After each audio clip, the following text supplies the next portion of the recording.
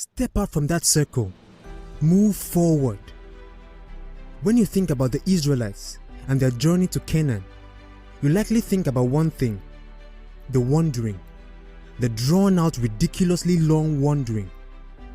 It was waiting for them all along. The land flowing with milk and honey, the protection, the blessing, and yet they wandered. What about you? What is your promised land? It might be a ministry, a business, a family, your career, freedom from lack or an addiction, or something else. No matter what it is, the blessing always includes health and healing, prosperity, joy, peace and success, the good life. Maybe you can see it in your heart, but taking possession of your promised land has eluded you year after year. And like the Israelites, you feel like you're wandering and wandering. What better way to see great change in your life than by possessing your own dreams in a moment? Deuteronomy 2 verses 2 to 3 says, "And the Lord spake unto me, saying, Ye have compassed this mountain long enough, turn ye northward." Are you ready to stop circling around your victory? Here's everything you need to know and to do to possess your promised land. 1. Think, speak, act. This is a bit of a 3-in-1, but they are very closely related. That's because your thinking or believing matters, and from it comes the way you act and speak. Think of the Israelites. All they had to do to possess the promised land was think faith-filled thoughts about what God said, speak faith-filled words that lined up with that faith, and then act on their faith by going up at once to possess it. But instead, fear came in and dominated their thoughts, words, and actions, and it cost them several years of wandering in the wilderness. If you've been wandering without gaining entry into your promised land, without seeing great change, ask yourself what you've been thinking, saying, and doing.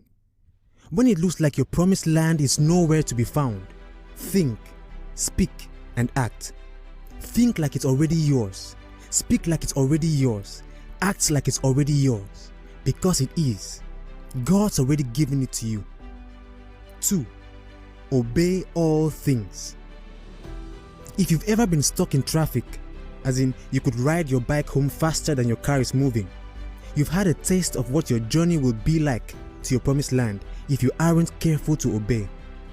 You must obey in all things, not just in most things. If Moses were here, he would tell you a thing or two about disobedience, even in something small, and how it can lead to the elimination of the possibility of ever seeing your promised land. Think about it. He wrote the first 5 books of the Bible. He experienced great signs and wonders, and yet he never made it to the promised land. Why? Disobedience. Obedience determines your outcome. And by the way, there is no small area of disobedience. It is possible to miss God's plan for your life by not paying attention or obeying what He tells you to do, even when you think it's too small to matter. 3. Get rid of a Grasshopper Syndrome. As much as disobedience can keep you wandering, a Grasshopper Syndrome is a sure way to keep you wandering around your promised land instead of taking possession. The Israelites had a Grasshopper Syndrome. They said, "The people are stronger than we are. They are huge. We look like grasshoppers compared to them." Numbers 13, 31 and 32. Your Grasshopper Syndrome could sound like this: "But I don't have a college degree. I'm too old for that now. No one will give me a chance. I'll never be able to pay off that debt. I've already waited so long." There's a limited thinking which produces limited abilities that gives limited results when you have a Grasshopper Syndrome. As long as you're making excuses and speaking a bad report, you won't possess your promised land and see great change in 2020. Instead, be like Caleb, one of the only 2 originals who actually got into the promised land. Make your speech of a good report, no matter how you feel or what it looks like. Say, "I'm going for it. I am well able to overcome any obstacles. The promised land is mine." 5. Fight off complaining with everything in you. Murmuring and complaining will delay the possession of your promised land indefinitely.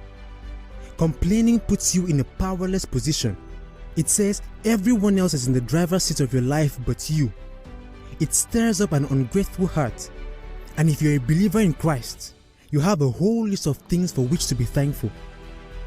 It was God's will for the Israelites to conquer, possess, and enjoy the bounty of the promised land. But most of them didn't get there because of complaining. Think about what you might be grumbling about.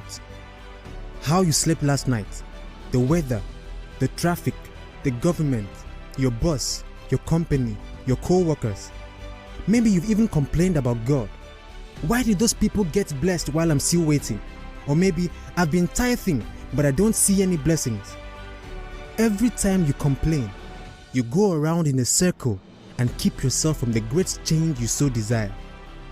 If you want to get off that stagnation and possess your promised land, fight off complaining with everything in you. 6. Move ahead. Take responsibility. On the way to your promised land, God is going to ask you to do something. This may be where you are right now, and now here you sit, right at the water's edge. But to cross the Jordan, the Israelites had to make the first move, Joshua 3 verse 8, before the waters parted for them. What move do you need to make? What step of faith will open the waters of Jordan for you? Stop procrastinating and step out of your comfort zone. Maybe you need to start the chapter, make the call, submit the resume, create the website. Do that one thing you haven't done yet. Take that bold step. Don't get stuck waiting in the camp. Dip your toe into the water and keep moving forward. 7. Believe, wait, repeat. Once you've conquered everything we've talked about so far, the next step is simple. Believe, wait, repeat. When you're going up to possess your promised land, you've got to believe you're going to see it. Begin to see yourself possessing it. See yourself living it. Close your eyes and spend time picturing yourself walking in that land. Declare it over yourself. Then wait.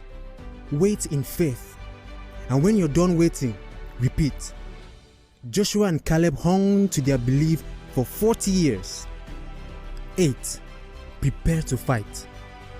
It's been a lot of work up to this point, but we can't overlook God's repeated instructions to Joshua as he moved forward to possess the promised land.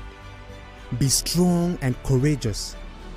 If you've had this idea that you'll just stroll into your promised land in flip-flops holding an ice cream cone, you're in for a rude awakening.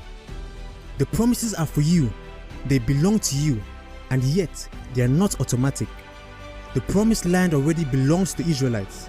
God said, I have given it to you. But he also told them to go armed and take it. The taking it part was going to involve a battle, but they were guaranteed the victory. What does that mean for you? Circumstances are going to battle you. Your thoughts are going to fight against you. Impossibility is going to stare you in the face, taunting you. And you need to fight back with your words, your giving, and any acts of faith you can put into motion. Faith is a spiritual courage backed by God. It is the capacity to meet danger and not give way to fear. When the opposition comes against you entering your promised land, and it will come, your job is to fight. You can do it. Be strong and courageous. Joshua 1 verse 9 says, Have I not commanded thee? Be strong and of a good courage. Be not afraid, neither be thou dismayed, for the Lord thy God is with thee whithersoever thou goest. Now that you have everything you need to know to possess your promised land, it's time to get moving and see a great change in your life. Your wandering days are over. What are you waiting for? Go at once and possess it. Grace and stay blessed.